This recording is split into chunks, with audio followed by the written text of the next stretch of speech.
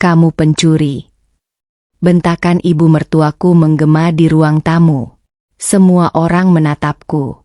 Aku membeku.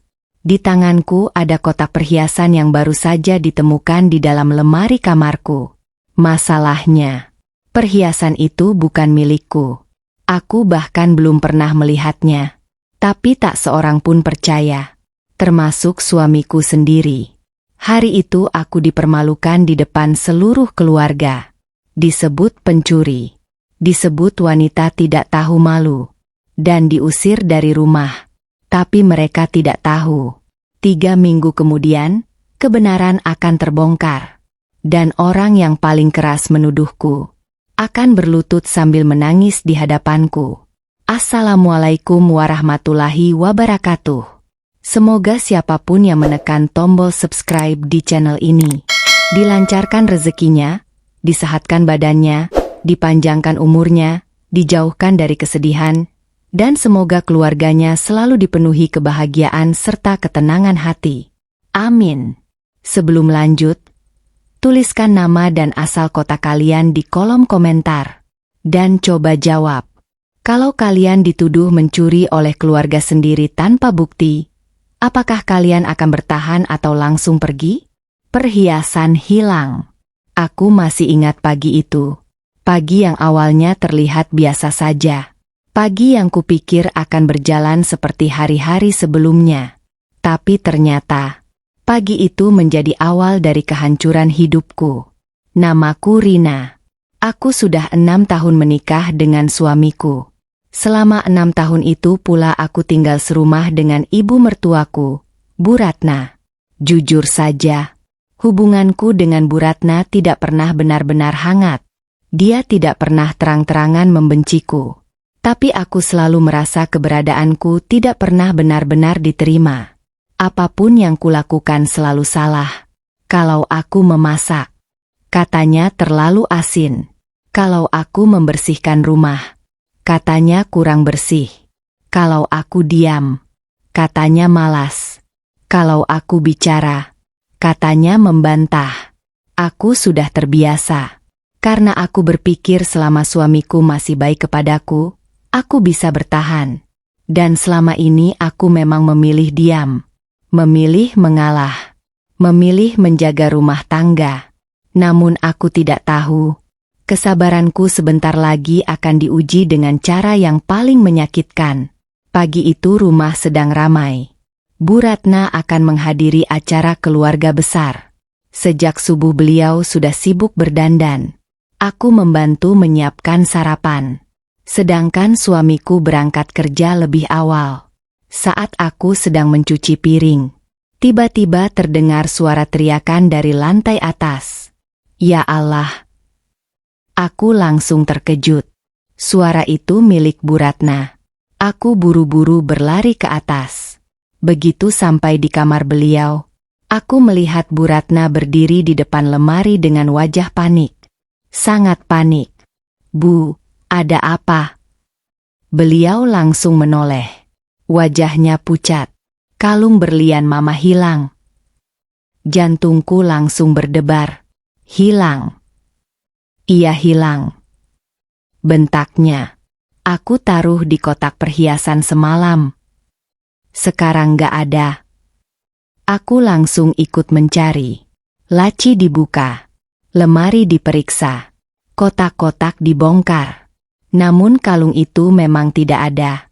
Semakin lama, Bu Ratna semakin panik. Karena kalung itu bukan sembarang kalung. Itu perhiasan warisan keluarga. Katanya sudah turun-temurun. Dan nilainya ratusan juta rupiah. Tidak lama kemudian, Yuni, kakak iparku, datang. Disusul adik iparku. Rumah yang tadinya tenang berubah menjadi kacau. Semua orang mencari. Semua orang bertanya. Dan suasana semakin tegang. Aku masih membantu mencari. Meski sebenarnya aku sama sekali tidak tahu apa-apa. Namun tiba-tiba, Yuni berkata sesuatu. Jangan-jangan ada yang ambil. Ruangan langsung hening. Aku langsung menoleh. Bu Ratna ikut diam. Lalu perlahan berkata, "Maksudmu dicuri?" Yuni mengangguk. "Kalau bukan dicuri, masa hilang sendiri?" Entah kenapa, aku langsung merasa tidak nyaman. Sangat tidak nyaman. Karena cara mereka saling memandang membuatku merinding. Aku mencoba mengabaikannya. Namun beberapa menit kemudian, Bu Ratna berkata, "Periksa semua kamar." Semua orang langsung bergerak. Satu persatu kamar diperiksa, termasuk kamarku. Jujur saja aku tidak khawatir. Karena aku tidak melakukan apa-apa. Aku tidak mengambil apapun. Jadi untuk apa takut? Namun aku salah. Sangat salah. Karena saat semua orang masuk ke kamarku, sesuatu yang tidak pernah kubayangkan terjadi. Yuni membuka lemari pakaianku. Lalu tiba-tiba berteriak, "Ini apa?" Jantungku langsung berhenti sesaat. Aku menoleh dan melihat sebuah kotak perhiasan berada di antara tumpukan bajuku. Aku membeku, karena aku belum pernah melihat kotak itu. Sama sekali belum pernah. Bu Ratna langsung merebutnya. Tangannya gemetar saat membuka kotak tersebut. Dan beberapa detik kemudian, wajahnya berubah. Matanya membesar. Napasnya memburu. Lalu, dia menatapku. Tatapan yang sampai sekarang masih kuingat. Tatapan penuh kemarahan. Tatapan penuh kebencian. Seolah aku adalah orang paling hina di dunia. "Rina!" bentaknya. Aku langsung gemetar. "Bu, saya nggak tahu." "Diam!" bentaknya semakin keras. "Masih berani bohong?" Air mataku mulai jatuh. Karena aku benar-benar tidak mengerti apa yang sedang terjadi. Aku nggak ambil, Bu. Sumpah. Saya nggak pernah lihat kotak itu. Namun tidak ada yang percaya. Tidak satu pun. Yuni langsung berkata, "Kalau bukan kamu yang ambil, kenapa ada di lemari kamu?" Aku terdiam. Karena aku juga tidak tahu jawabannya. Aku benar-benar tidak tahu. Bu Ratna semakin marah. "Sudah saya anggap keluarga. Ternyata kamu maling." Kalimat itu menghantam dadaku seperti pisau. Maling. Pencuri. Aku yang selama ini melayani mereka. Aku yang selama ini membantu di rumah. Aku yang selama ini menahan semua hinaan. Sekarang dituduh mencuri. Tangisku pecah. Namun yang lebih menyakitkan baru akan terjadi, karena saat itu, pintu rumah terbuka, dan suamiku baru saja pulang. Orang yang paling kuharapkan membelaku, orang yang paling kupercaya, orang yang kupikir akan mendengarkan penjelasanku. Tapi aku belum tahu, bahwa beberapa menit lagi, dia akan mengatakan sesuatu yang menghancurkan hatiku. Aku dituduh pencuri, tapi aku belum tahu bahwa beberapa menit lagi, suamiku akan mengatakan sesuatu yang menghancurkan hatiku. Pintu rumah terbuka. Suamiku masuk dengan wajah bingung. Karena dari luar dia pasti sudah mendengar suara teriakan Bu Ratna. "Ada apa ini?" tanyanya sambil melihat ke arah kami. Aku langsung berlari mendekatinya. Air mataku masih mengalir. "Mas." Akhirnya aku merasa punya harapan. Karena selama ini, saat seluruh rumah memusuhiku, biasanya hanya dia yang masih mau mendengarkan. Aku menggenggam lengannya. "Mas, aku nggak ngambil apa-apa." "Suaraku baik itu." Aku sumpah. Namun sebelum aku sempat menjelaskan lebih jauh, Bu Ratna langsung menyela. "Jangan percaya sama dia." Suamiku menoleh. "Ibu maksudnya apa?" Bu Ratna langsung mengangkat kotak perhiasan itu.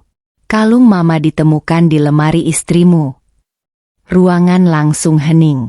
Aku melihat wajah suamiku berubah. Perlahan. Sangat perlahan. Dan perubahan itu membuat dadaku mulai sesak. Karena aku tidak melihat kepercayaan di matanya. Aku melihat keraguan. Mas. Aku kembali memanggilnya. Aku benar-benar nggak tahu. Namun dia belum menjawab. Dia hanya melihat kotak itu. Lalu melihatku. Kemudian melihat ibunya. Aku mulai takut. Sangat takut. Karena aku tahu suamiku. Sejak kecil dia selalu menuruti ibunya. Kalau ada konflik antara aku dan Bu Ratna, dia selalu memilih diam. Dan kali ini, aku takut dia akan melakukan hal yang sama. Yuni tiba-tiba ikut bicara. Kami semua lihat sendiri. Kalung itu ada di lemari dia. Memangnya bisa pindah sendiri? Aku langsung menoleh. Mbak, aku nggak pernah lihat kalung itu.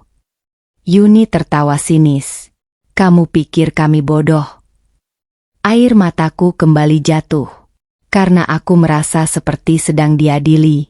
Dan yang paling menyakitkan, tidak ada seorang pun yang mau mendengar penjelasanku. Semuanya sudah memutuskan aku bersalah. Tanpa bukti, tanpa penyelidikan, tanpa kesempatan membela diri. Saat itulah Bu Ratna menunjuk wajahku. Kamu memang dari dulu suka barang mahal. Aku sudah curiga. Aku langsung terkejut. Apa? Saya nggak pernah. Jangan bohong. Bentaknya. Aku sering lihat kamu memperhatikan perhiasanku. Aku benar-benar tidak percaya. Memperhatikan? Ya tentu saja. Karena beliau sering memakainya saat acara keluarga. Tapi apakah melihat berarti ingin mencuri? Logika macam apa itu? Namun tidak ada yang peduli. Saat itulah suamiku akhirnya berbicara. Dan kalimat yang keluar dari mulutnya membuat jantungku seperti dihancurkan. Rina. Aku langsung menatapnya. Berharap dia membelaku. Berharap dia berkata bahwa dia percaya padaku. Namun harapan itu hancur dalam hitungan detik. Kalau memang kamu ambil, balikin saja. Dunia seakan berhenti. Aku menatapnya tidak percaya. Apa? Suaraku nyaris tidak terdengar. Karena aku benar-benar tidak menyangka. Dia, suamiku sendiri, tidak percaya padaku. Mas. Air mataku mengalir semakin deras. Kamu juga mikir aku yang ngambil. Dia terlihat ragu. Sangat ragu. Namun keraguan itu sudah cukup menyakitkan. Karena jika dia benar-benar percaya padaku, seharusnya tidak ada keraguan sama sekali. Aku cuma mau masalah ini selesai. Katanya pelan. Kalimat itu membuatku semakin hancur. Karena dia tidak sedang mencari kebenaran. Dia hanya ingin masalah cepat selesai. Meskipun harus mengorbankan aku. Saat itulah aku sadar. Kadang yang paling menyakitkan bukan tuduhan orang lain. Tapi saat orang yang paling kita cintai ikut meragukan kita. Aku menatap suamiku. Lama. Sangat lama. Kemudian aku berkata dengan suara gemetar. Kalau bahkan kamu nggak percaya sama aku, terus aku harus percaya siapa lagi? Ruangan kembali sunyi. Namun sebelum suamiku menjawab, tiba-tiba Yuni berdiri. Wajahnya penuh kemarahan. Dia berjalan mendekat ke arahku. Dan aku melihat sesuatu di matanya. Kebencian. Kebencian yang selama ini mungkin sudah lama disimpan. Dasar nggak tahu diri. Bentaknya. Aku bahkan belum sempat bereaksi. Ketika tangannya tiba-tiba terangkat ke udara. Dan mengarah tepat ke wajahku. Suamiku memilih mempercayai ibunya. Dan mengarah tepat ke wajahku.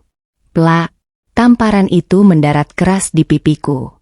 Aku langsung terhuyung. Seluruh ruangan mendadak hening. Bahkan aku sendiri tidak langsung menyadari apa yang baru saja terjadi. Pipiku terasa panas. Sangat panas. Air mataku langsung jatuh. Bukan karena sakitnya, Tapi karena penghinaan itu, karena selama hidup, aku belum pernah ditampar siapapun, apalagi di depan banyak orang. Dasar pencuri, bentak Yuni. Aku paling benci sama orang yang pura-pura baik. Aku memegang pipiku yang masih terasa nyeri. Tubuhku gemetar. Namun yang lebih menyakitkan adalah sesuatu yang lain. Aku menoleh ke arah suamiku. Berharap dia marah. Berharap dia membelaku.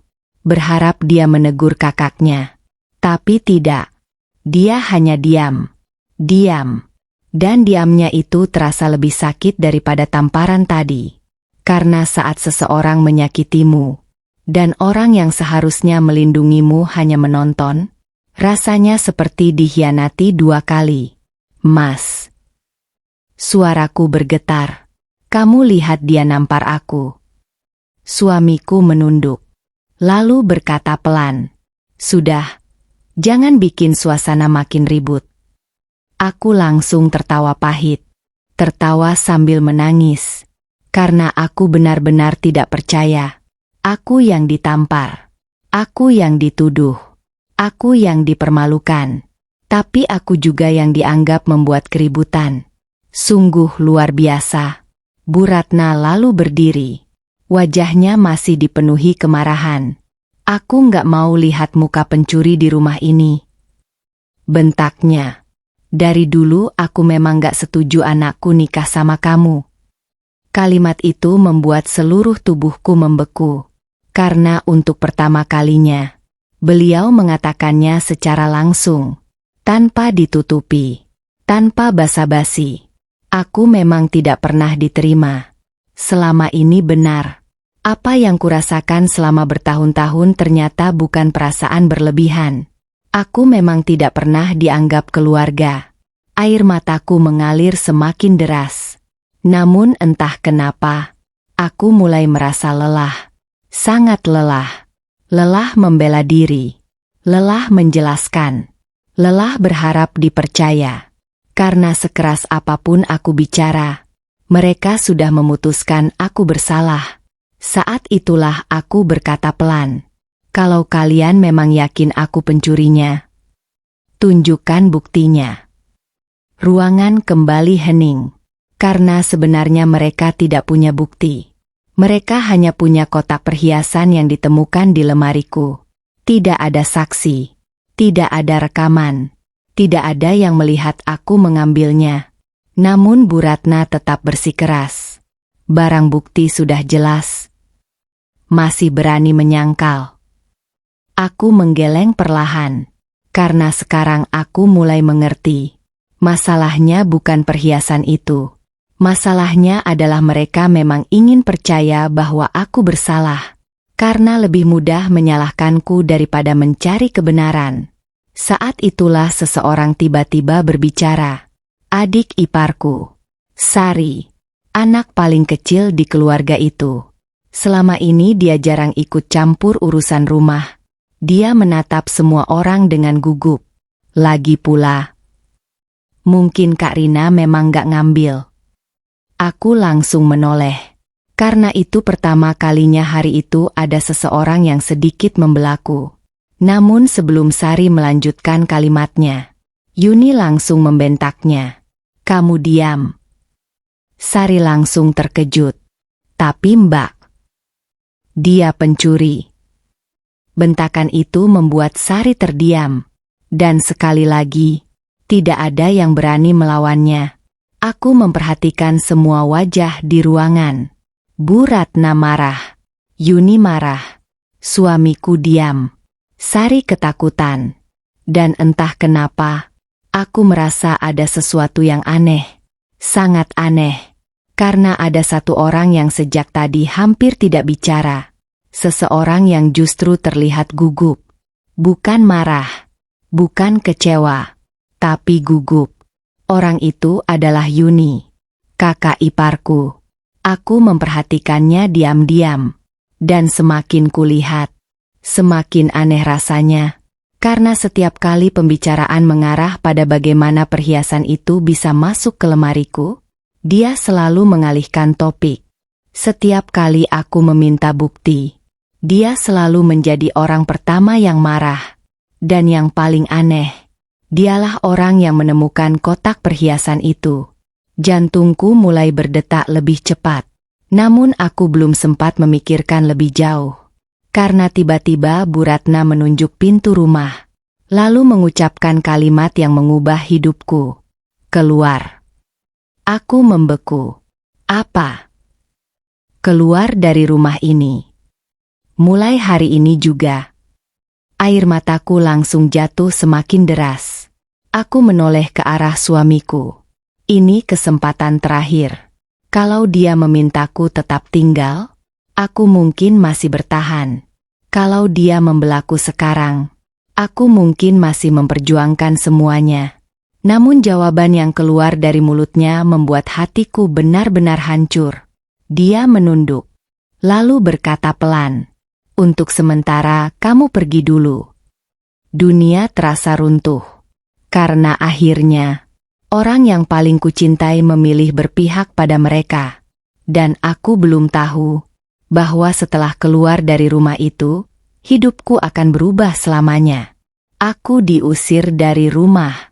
Dan aku belum tahu bahwa setelah keluar dari rumah itu, hidupku akan berubah selamanya. Aku berdiri mematung di ruang tamu. Air mataku terus mengalir. Namun kali ini bukan karena tuduhan mereka. Bukan karena tamparan Yuni. Bukan karena hinaan Bu Ratna.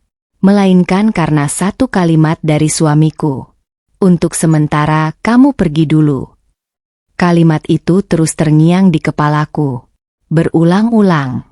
Seperti pisau yang terus menusuk luka yang sama. Aku menatap pria yang selama 6 tahun menjadi tempatku pulang. Pria yang selama ini kuutamakan. Pria yang kubela di depan siapapun.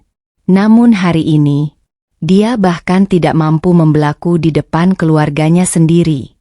"Jadi kamu juga percaya aku pencuri?" Tanyaku dengan suara bergetar. Dia tidak langsung menjawab. Dan diamnya itulah jawaban yang paling menyakitkan.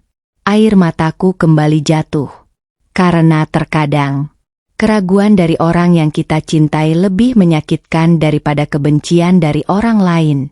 "Baik," kataku pelan. "Kalau memang itu yang kalian mau." Aku mengangguk perlahan. Meski hatiku sedang hancur. Meski seluruh tubuhku terasa lemas.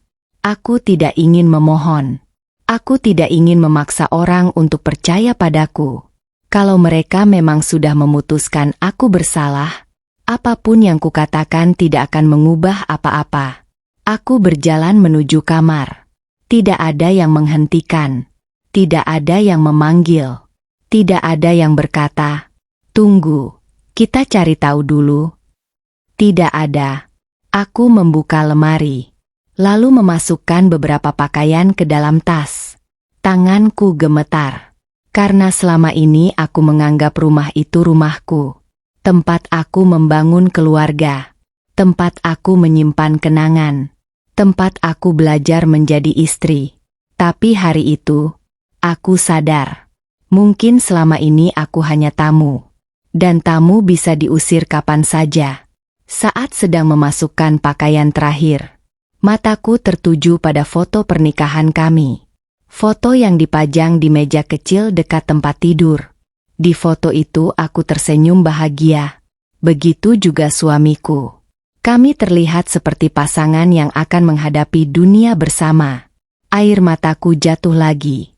Karena sekarang, aku tidak tahu apakah pria dalam foto itu masih ada. Atau sudah berubah menjadi orang lain. Aku mengambil foto itu. Lalu perlahan memasukkannya ke dalam tas. Mungkin itu satu-satunya kenangan yang masih ingin kusimpan. Beberapa menit kemudian aku keluar dari kamar. Tas kecil berada di tanganku. Dan pemandangan di ruang tamu membuat dadaku semakin sakit. Karena tidak ada yang terlihat sedih. Tidak ada yang merasa bersalah. Yuni bahkan sedang bermain ponsel. Bu Ratna duduk dengan wajah puas. Sedangkan suamiku masih menunduk. Aku berhenti di depan mereka. Lalu berkata pelan, Aku nggak ngambil kalung itu. Sampai kapanpun jawabanku tetap sama. Tidak ada yang menjawab. Tidak ada. Akhirnya aku melangkah menuju pintu. Dan tepat sebelum keluar, aku menoleh untuk terakhir kalinya. Berharap suamiku memanggilku. Berharap dia berkata, "Jangan pergi." Atau setidaknya, aku akan mencari kebenarannya. Namun harapan itu tidak pernah datang. Aku tersenyum pahit, lalu keluar dari rumah. Dan pintu itu tertutup di belakangku. Perlahan, seolah menutup seluruh hidup yang pernah kubangun di sana. Malam mulai turun. Langit mendung. Aku berdiri di pinggir jalan dengan satu tas kecil. Tidak tahu harus kemana. Tidak tahu harus menghubungi siapa. Dan untuk pertama kalinya setelah menikah, aku benar-benar sendirian. Air mataku kembali jatuh. Namun aku tidak boleh hancur. Aku harus tetap berjalan. Aku harus membuktikan bahwa aku bukan pencuri. Aku mulai melangkah menyusuri jalan. Lampu-lampu jalan mulai menyala. Angin malam terasa dingin. Namun ada sesuatu yang membuat bulu kuduku merinding. Perasaan aneh. Perasaan seperti sedang diperhatikan. Awalnya aku mencoba mengabaikannya. Tapi setelah beberapa menit berjalan, aku mulai sadar. Ada seseorang di belakangku. Seseorang yang berjalan mengikuti langkahku. Saat aku berhenti, dia berhenti. Saat aku berjalan, dia kembali berjalan. Jantungku langsung berdebar kencang. Karena malam itu, aku baru saja diusir dari rumah. Dan sekarang, seseorang sedang mengikutiku dalam gelap. Orang tak terduga menolongku. Dan sekarang, seseorang sedang mengikutiku dalam gelap. Jantungku berdetak sangat kencang. Malam itu jalanan mulai sepi. Lampu-lampu toko banyak yang sudah mati. Angin dingin membuat tubuhku menggigil. Namun yang membuatku semakin takut, bukan malam itu, melainkan langkah kaki di belakangku. Langkah yang sejak tadi terus mengikuti. Aku mempercepat langkah. Dan beberapa detik kemudian, langkah itu ikut cepat. Aku langsung panik. Sangat panik. Karena saat itu aku sendirian. Tidak punya tempat tujuan. Tidak punya siapa-siapa. Dan baru saja diusir dari rumah. Aku menggenggam tas kecilku erat-erat. Lalu mulai berjalan lebih cepat. Semakin cepat. Namun langkah itu masih terdengar. Tetap di belakangku. Tetap mengikuti. Air mataku hampir jatuh lagi. Karena rasanya hidupku benar-benar sedang hancur. Saat itulah aku memberanikan diri menoleh. Dan melihat sosok itu. Seorang wanita. Sekitar usia 30 tahunan. Memakai jaket abu-abu. Dan saat mata kami bertemu, dia langsung berteriak, "Rina!" Aku langsung membeku. Karena aku mengenal suara itu. Sangat mengenalnya. Maya. Wanita itu langsung berlari menghampiriku. Dan benar. Dia Maya. Sahabatku sejak SMA. Orang yang sudah bertahun-tahun tidak kutemui. Begitu sampai di depanku, dia langsung memelukku. Ya Allah. Kamu kenapa? Tangisku langsung pecah. Aku tidak kuat lagi. Aku menangis di pelukannya. Sejadi-jadinya. Semua rasa sakit yang kutahan sejak pagi akhirnya keluar. Maya langsung panik. Siapa yang bikin kamu begini? Aku tidak bisa menjawab. Aku hanya menangis. Dan malam itu, untuk pertama kalinya ada seseorang yang benar-benar peduli. Setelah aku sedikit tenang, Maya membawaku ke apartemennya. Apartemen sederhana. Tidak besar. Namun hangat. Sangat hangat. Jauh lebih hangat daripada rumah yang baru saja mengusirku. Maya membuatkan teh hangat. Lalu duduk di depanku. Ceritain semuanya. Dan akhirnya aku bercerita. tentang kalung yang hilang, tentang tuduhan pencuri, tentang tamparan Yuni, tentang suamiku yang tidak membelaku. Semua, tanpa tersisa. Semakin aku bercerita, semakin wajah Maya berubah. Marah, sangat marah. Mereka gila. Itu namanya fitnah. Aku hanya menunduk. Karena jujur saja, aku masih sulit menerima semuanya. Yang paling menyakitkan bukan tuduhannya, tapi kenyataan bahwa suamiku tidak mempercayaiku. Maya menggenggam tanganku. Dengar aku. Kamu bukan pencuri.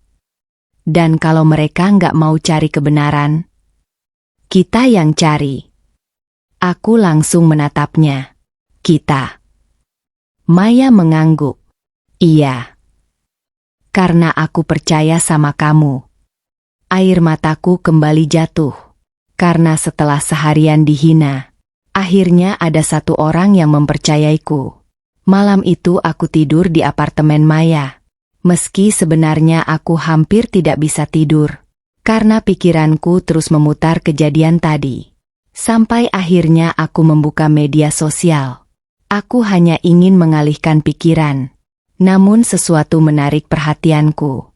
Sebuah unggahan baru. Dari akun Yuni. Aku mengernyit. Karena biasanya setelah membuat masalah, dia justru paling aktif bermain media sosial. Aku membuka unggahan itu. Foto sedang makan di restoran mahal. Tidak ada yang aneh.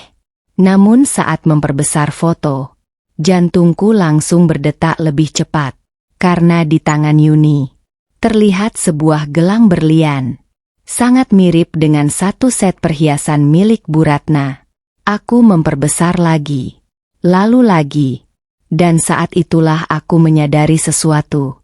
Gelang itu bukan gelang yang biasa dipakai Yuni. Aku pernah melihatnya di lemari perhiasan Bu Ratna. Beberapa kali, tanganku mulai gemetar. Karena tiba-tiba satu pertanyaan muncul di kepalaku.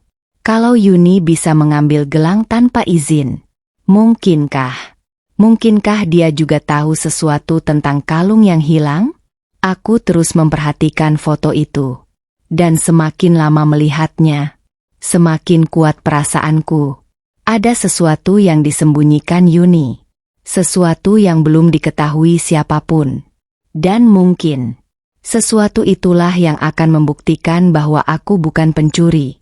Foto yang membuatku curiga. Dan mungkin, sesuatu itulah yang akan membuktikan bahwa aku bukan pencuri. Aku terus menatap layar ponsel. Foto unggahan Yuni masih terbuka. Tanganku mulai gemetar. Karena semakin lama kulihat, semakin aneh rasanya. Aku memperbesar bagian tangan Yuni. Lalu memperbesar lagi. Dan saat itulah aku yakin. Aku pernah melihat gelang itu. Sangat sering. Gelang berlian yang dikenakan Yuni di foto itu adalah bagian dari koleksi Bu Ratna. Masalahnya, Bu Ratna sangat menjaga perhiasannya. Bahkan untuk meminjamnya saja harus izin. Dan sejauh yang ku tahu, beliau tidak pernah suka meminjamkan perhiasan warisan kepada siapapun, termasuk anak-anaknya sendiri. Aku langsung menunjukkan foto itu kepada Maya. Maya, coba lihat. Maya mengambil ponselku, lalu mengernyit. Kenapa? Aku menjelaskan apa yang kuingat tentang gelang tersebut. Maya langsung berpikir sejenak. Lalu, apa hubungannya dengan kalung yang hilang?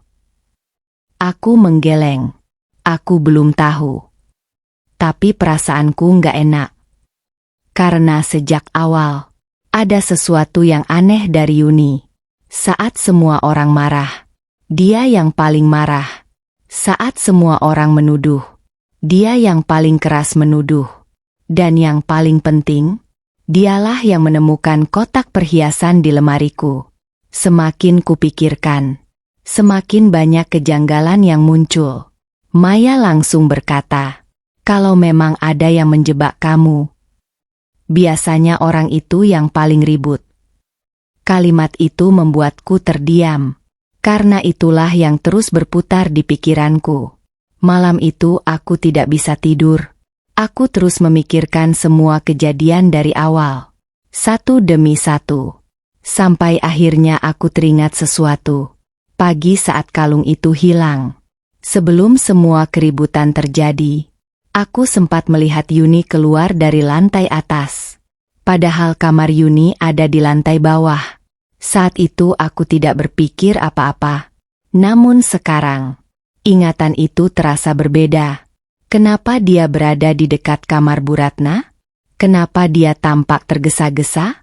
Dan kenapa beberapa menit kemudian kalung itu dinyatakan hilang? Jantungku mulai berdebar. Karena semakin banyak potongan puzzle yang mulai tersusun. Keesokan paginya, aku memutuskan melakukan sesuatu. Aku membuka kembali akun media sosial Yuni. Lalu mulai melihat unggahan-unggahan lama. Satu persatu. Sampai akhirnya aku menemukan sesuatu yang membuatku membeku. Foto yang diunggah 2 minggu lalu. Foto saat Yuni sedang berada di sebuah butik mewah. Awalnya tidak ada yang aneh. Namun di kolom komentar, ada balasan dari salah satu temannya. Keren banget gelangnya. Dan jawaban Yuni membuat darahku dingin. Pinjam dulu sebelum jadi milik sendiri. Aku langsung membaca ulang komentar itu. Sekali, 2 kali, 3 kali. Pinjam dulu sebelum jadi milik sendiri. Apa maksudnya? Pinjam dari siapa? Perhiasan siapa? Semakin kupikirkan, semakin merinding aku dibuatnya. Saat itulah Maya berkata, "Kita perlu bukti." Aku mengangguk. Karena kecurigaan saja tidak cukup. Kalau aku datang sekarang dan menuduh Yuni, mereka pasti akan bilang aku sedang balas dendam. Aku membutuhkan sesuatu yang nyata. Sesuatu yang tidak bisa dibantah. Saat itulah ponsel Maya berdering. Dia melihat layar. Lalu tiba-tiba wajahnya berubah. Astaga! Ada apa? Tanyaku. Maya langsung menunjukkan layar ponselnya. Dan saat melihatnya, aku langsung membeku. Karena yang menghubungi adalah seorang teman Maya. Teman yang bekerja di pusat keamanan kompleks tempat rumah mertuaku berada. Dan pesan yang dikirim membuat jantungku berdetak sangat keras. Kalau Rina mau membersihkan namanya. Ada rekaman CCTV yang belum pernah dilihat keluarganya. Tanganku langsung gemetar. CCTV? Kenapa selama ini tidak ada yang membahas CCTV? Dan yang lebih mengejutkan, pesan berikutnya berbunyi. Rekaman itu memperlihatkan siapa yang masuk ke kamar Bu Ratna pagi sebelum kalung hilang. Aku langsung berdiri. Karena untuk pertama kalinya sejak aku dituduh, aku merasa semakin dekat dengan kebenaran. Namun aku belum tahu bahwa isi rekaman itu akan membuat seluruh keluarga suamiku terguncang. Bahwa isi rekaman itu akan membuat seluruh keluarga suamiku terguncang. Jantungku berdetak sangat kencang. Tanganku sampai gemetar saat membaca pesan itu. Karena untuk pertama kalinya sejak aku dituduh mencuri, muncul harapan. Harapan bahwa aku bisa membersihkan namaku. Harapan bahwa aku bisa membuktikan aku tidak bersalah. Dan yang paling penting, harapan bahwa semua penghinaan yang kuterima selama ini tidak sia-sia. Maya. Suaraku bergetar. Aku harus lihat rekaman itu.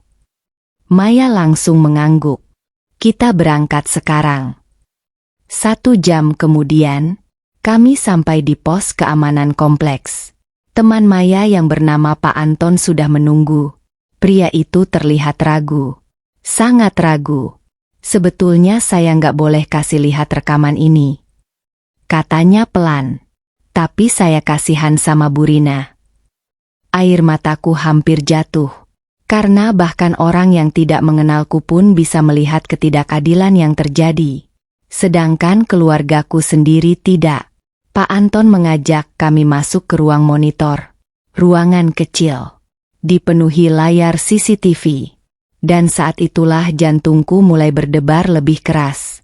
Karena mungkin dalam beberapa menit ke depan hidupku akan berubah. Pak Anton membuka rekaman hari saat kalung itu hilang. Ini sekitar jam 6 pagi. Katanya, layar mulai bergerak. Aku melihat lorong lantai atas rumah. Lorong menuju kamar Bu Ratna. Awalnya tidak ada yang aneh. Sampai beberapa menit kemudian, seseorang muncul di layar. Aku langsung mencondongkan tubuh. Karena orang itu sangat kukenal. Yuni. Jantungku langsung berdetak keras. Aku melihat Yuni berjalan menuju kamar Bu Ratna. Dia melihat ke kanan, ke kiri, lalu masuk ke dalam kamar. Aku langsung menatap layar tanpa berkedip. Lihat. Bisik Maya. Aku mengangguk. Beberapa menit berlalu. Yuni masih berada di dalam kamar. Kemudian dia keluar. Dan saat keluar, tangannya terlihat membawa sesuatu. Sesuatu yang berkilau. Meski gambarnya tidak terlalu jelas, aku bisa melihat benda itu mirip kotak perhiasan. Napas langsung tercekat. Karena sekarang kecurigaanku semakin kuat. Namun kejutan sebenarnya belum datang. Pak Anton mempercepat rekaman. Lalu menunjukkan waktu sekitar 1 jam kemudian. Waktu ketika semua orang mulai panik mencari kalung. Dan saat itulah layar memperlihatkan sesuatu yang membuat darahku dingin. Yuni masuk ke kamarku. Sendirian. Tanpa izin. Tanpa alasan. Aku langsung berdiri. Tunggu. Putar ulang. Pak Anton mengulang rekaman. Dan hasilnya tetap sama. Yuni masuk ke kamarku. Sekitar 3 menit. Lalu keluar lagi. Jantungku seperti mau meledak. Karena setelah itu, tak lama kemudian, kalung ditemukan di lemari pakaianku. Tanganku langsung menutup mulut. Air mata jatuh tanpa bisa kutahan. Bukan karena sedih. Tapi karena akhirnya aku tahu. Aku dijebak. Benar-benar dijebak. Maya langsung memelukku. Aku bilang apa? Kamu nggak bersalah.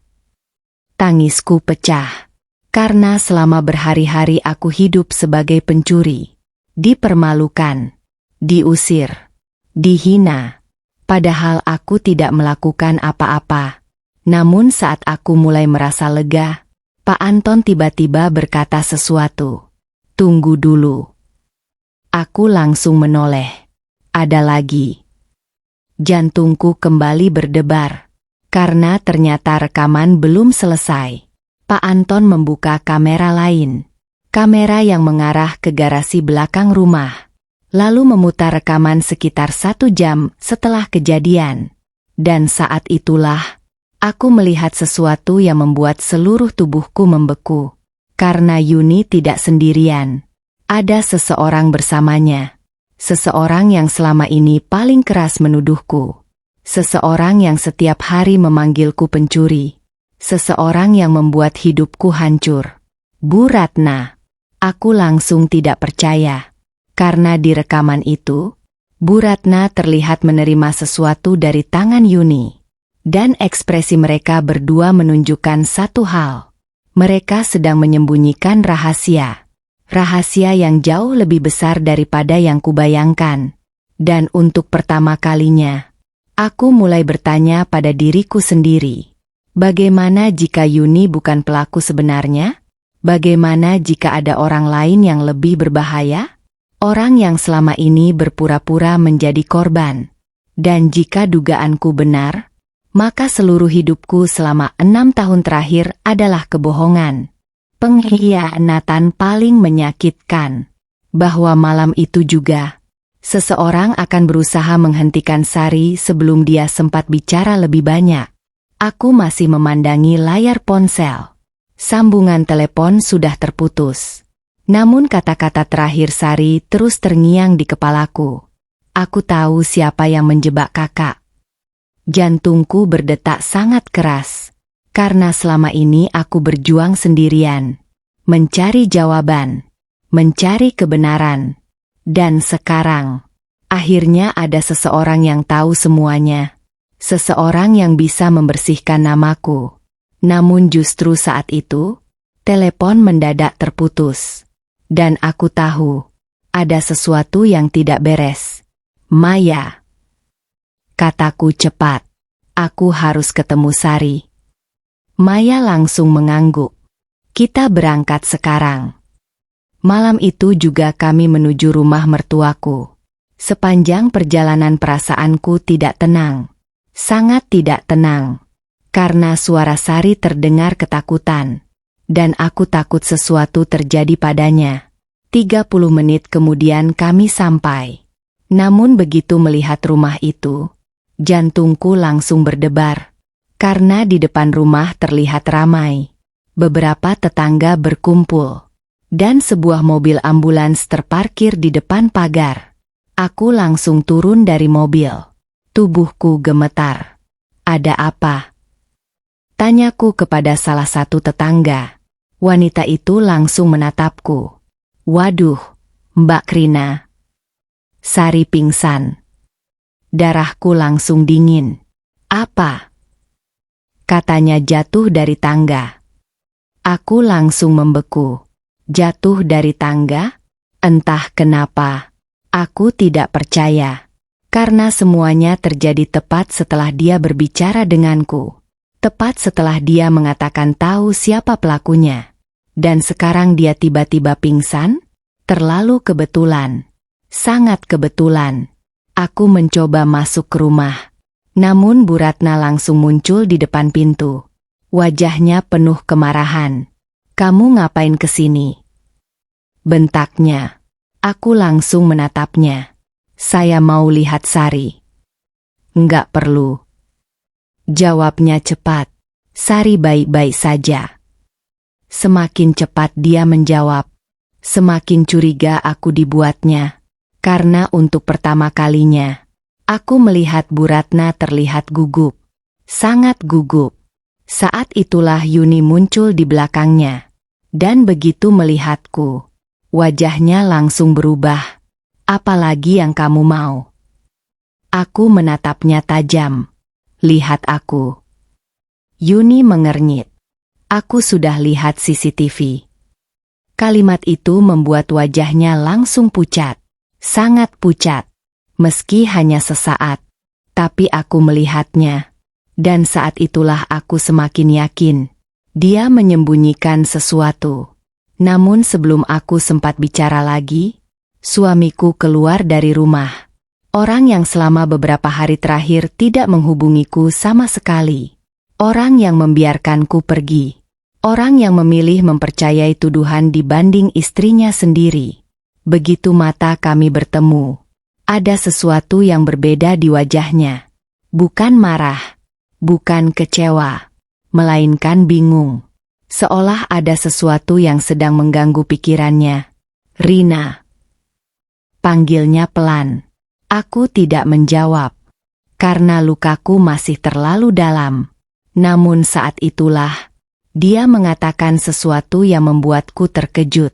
Kita perlu bicara. Aku langsung mengernyit. Bicara apa? Suamiku menatap Bu Ratna.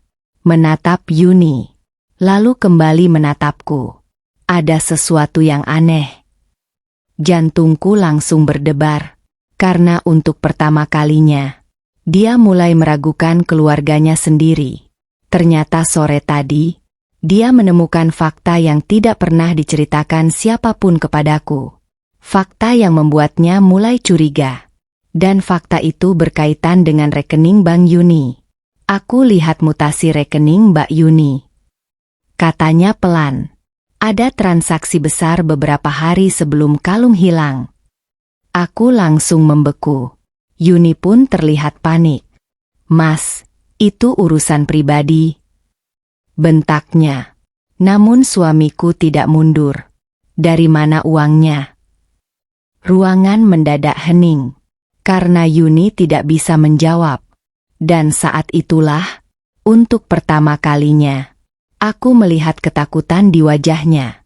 ketakutan orang yang hampir ketahuan. Namun aku belum tahu bahwa rahasia sebenarnya jauh lebih mengerikan.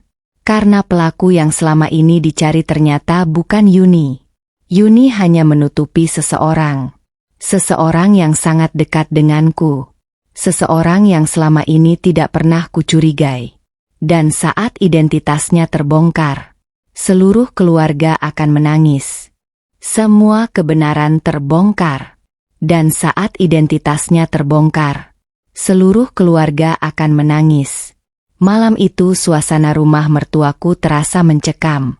Tidak ada yang berbicara. Tidak ada yang berani saling menatap.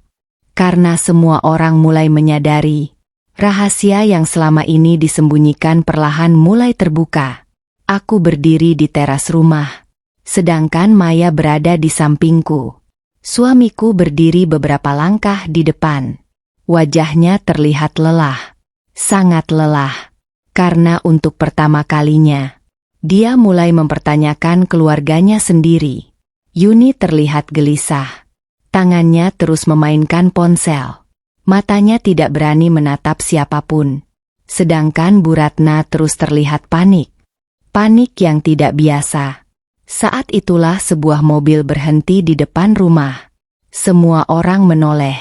Dan beberapa detik kemudian, seseorang turun dari mobil itu. Sari. Wajahnya pucat. Namun dia sudah sadar. Aku langsung terkejut. Bukankah tadi katanya pingsan?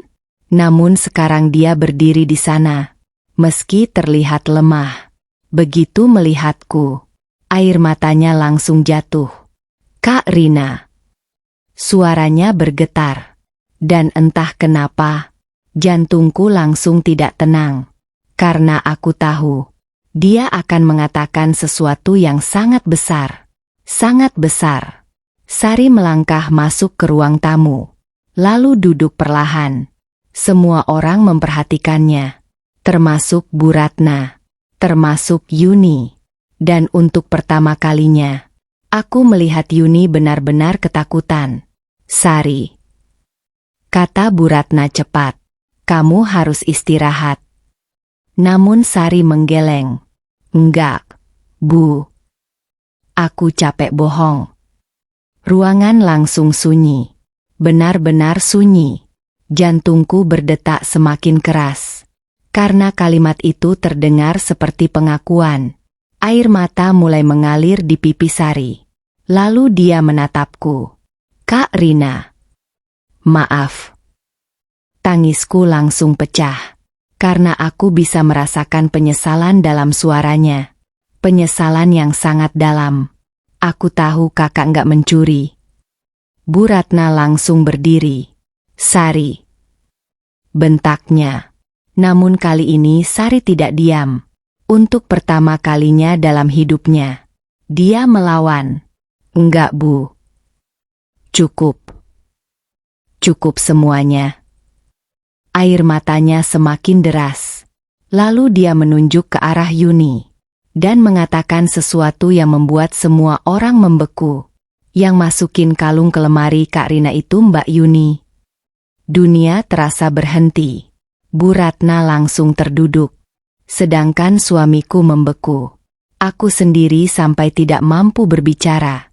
Karena meskipun aku sudah curiga, mendengar pengakuan itu secara langsung tetap terasa mengejutkan. Yuni langsung berdiri. Itu bohong. Teriaknya. Itu bohong. Namun Sari menangis semakin keras. Aku lihat sendiri. Aku lihat Mbak masuk kamar Bu. Aku lihat Mbak ambil kalung itu. Aku lihat semuanya. Yuni mulai panik. Wajahnya pucat. Tangannya gemetar. Namun kejutan terbesar belum datang. Karena Sari melanjutkan. Dan Mbak enggak sendirian. Ruangan kembali hening. Aku langsung menoleh. Apa maksudnya? Siapa lagi? Saat itulah Sari perlahan menatap seseorang. Seseorang yang selama ini berdiri sebagai korban. Seseorang yang selama ini menangis paling keras. Seseorang yang selama ini paling sering menyebutku pencuri. Bu Ratna. Aku langsung membeku. Karena aku tidak percaya dengan apa yang kulihat. Air mata mengalir di wajah Bu Ratna. Namun bukan air mata sedih. Melainkan air mata ketakutan. Bu. Bisik suamiku. Wajahnya berubah. Benar-benar berubah. Sari menangis. Bu tahu semuanya. Dari awal Bu tahu. Aku dengar sendiri waktu Bu sama Mbak Yuni ngomong di dapur. Jantungku terasa berhenti. Karena sekarang semuanya mulai masuk akal. Kenapa Bu Ratna begitu cepat menuduhku? Kenapa beliau tidak mau mendengar penjelasanku? Kenapa beliau memaksaku keluar dari rumah? Karena beliau sudah tahu aku tidak bersalah. Dan saat itulah, untuk pertama kalinya, suamiku menatap ibunya dengan wajah kecewa. Kecewa yang sangat dalam. Bu. Suaranya bergetar. Ini benar. Bu Ratna mulai menangis. Namun tidak menjawab. Dan diamnya itulah jawaban yang paling menyakitkan. Tangisku pecah. Karena selama ini aku dihancurkan. Dipermalukan. Diusir. Dicap pencuri. Padahal orang yang menuduhku tahu bahwa aku tidak bersalah. Namun ternyata, masih ada satu rahasia terakhir yang belum terungkap. Rahasia yang menjadi alasan sebenarnya kenapa aku dijebak.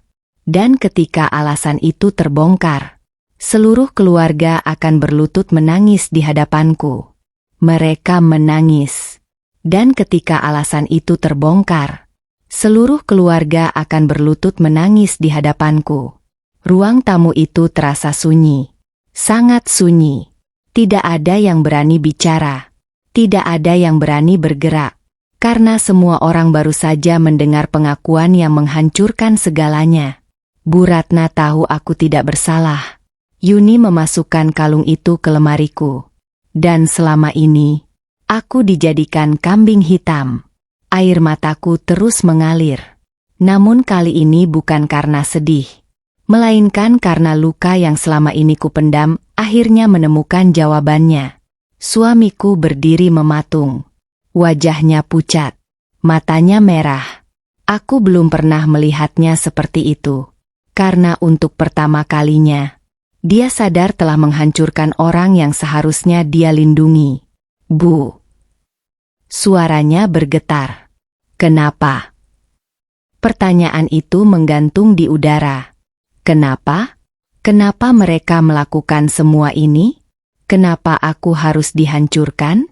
Kenapa hidupku harus dipermalukan seperti itu? Bu Ratna menunduk. Air matanya jatuh. Namun beliau masih diam. Sampai akhirnya, Yuni menangis. Tangisnya pecah begitu saja. Aku nggak mau begini. Katanya sambil terisak. Aku nggak pernah mau sejauh ini. Aku langsung menatapnya. Karena kalimat itu terdengar aneh. Kalau dia tidak mau, lalu kenapa dia melakukannya? Saat itulah Sari berkata pelan. Karena hutang. Ruangan langsung hening.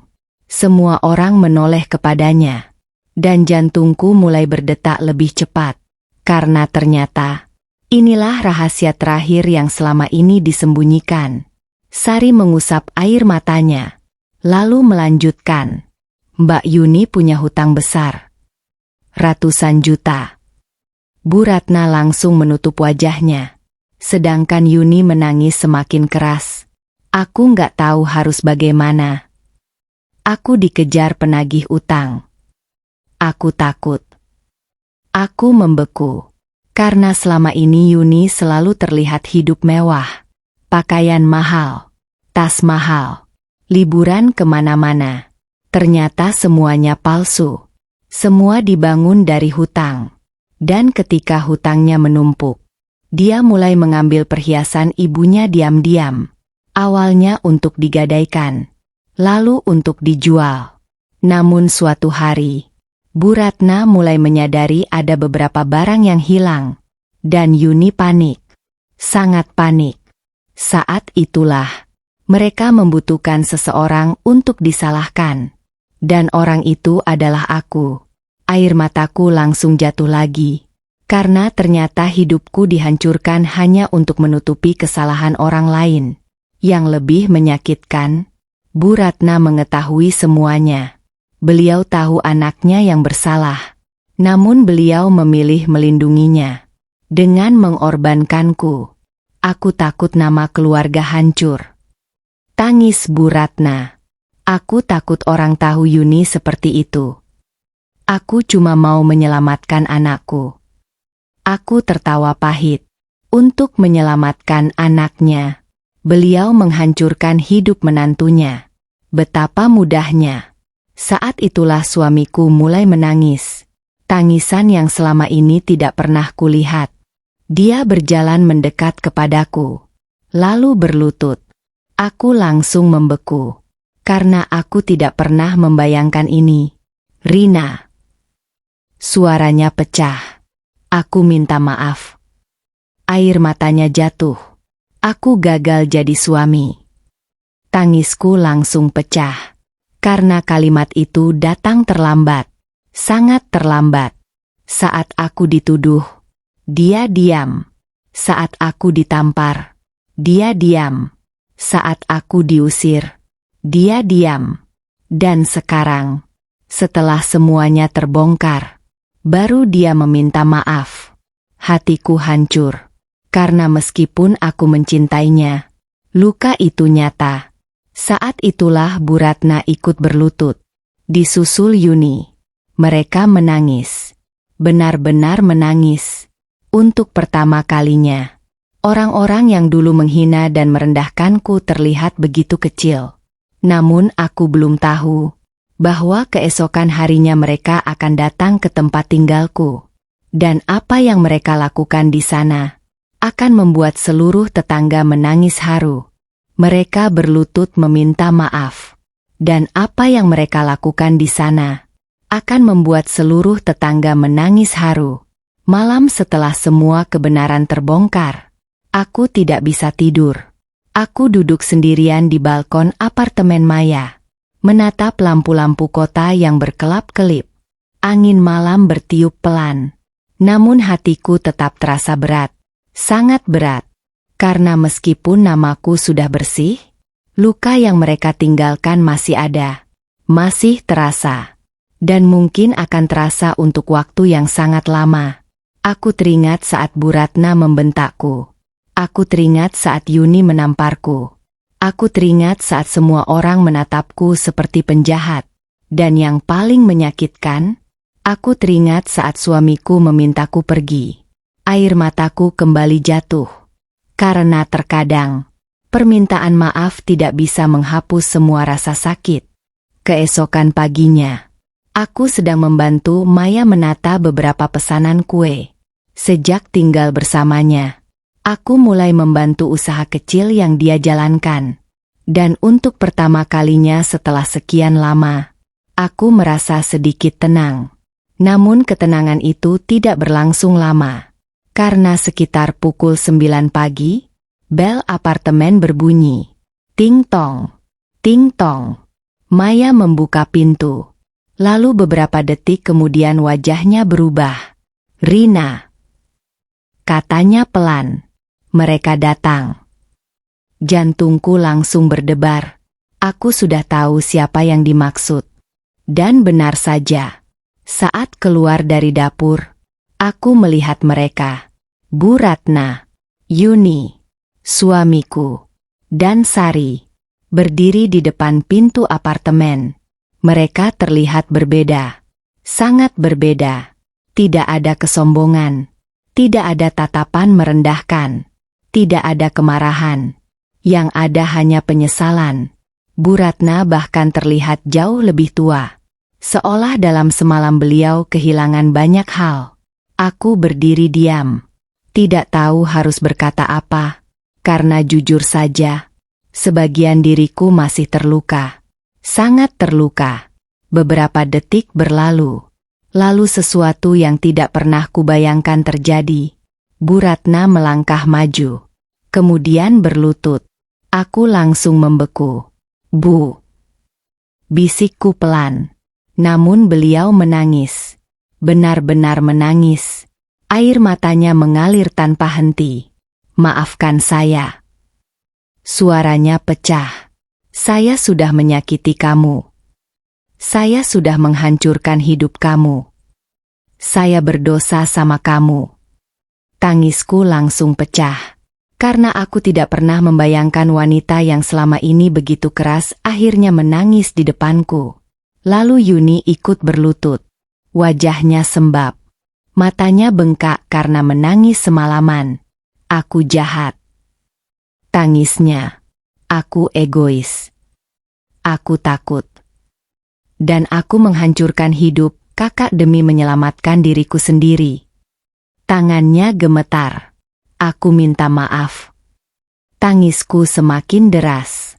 Karena akhirnya, semua yang selama ini ingin ku dengar keluar juga. Namun yang paling membuatku hancur adalah saat suamiku melangkah maju. Pria yang selama ini ku cintai.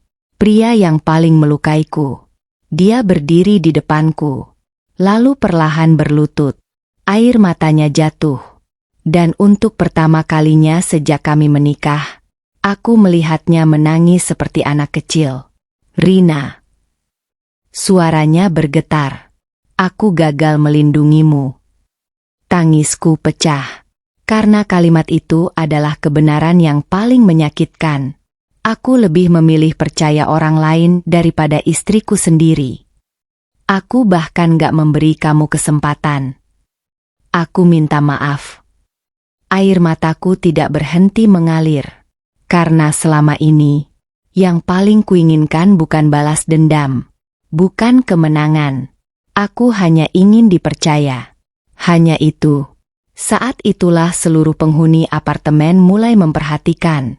Beberapa tetangga keluar. Mereka melihat keluarga yang dulu mengusirku kini berlutut meminta maaf. Dan suasana menjadi sangat haru. Sari ikut menangis. Lalu memelukku. Kak. Maafin kami. Aku memejamkan mata. Menahan semua emosi yang selama ini kupendam. Marah, sedih, kecewa, sakit hati. Semuanya bercampur menjadi satu. Lalu perlahan aku berkata, aku memaafkan kalian. Mereka langsung menangis semakin keras. Namun aku melanjutkan. Tapi luka ini akan butuh waktu untuk sembuh. Karena itulah kenyataannya. Memaafkan bukan berarti melupakan. Memaafkan bukan berarti rasa sakitnya hilang begitu saja. Namun aku tidak ingin hidup dalam kebencian. Aku ingin melangkah maju. Dan untuk pertama kalinya, aku merasa bebas. Beberapa bulan kemudian, hidupku berubah. Aku membuka usaha kue sendiri bersama Maya. Usaha kecil yang perlahan berkembang.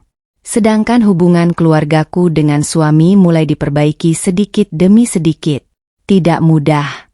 Namun setidaknya sekarang dibangun di atas kejujuran. Bukan kebohongan. Suatu sore, aku duduk di depan toko kecilku.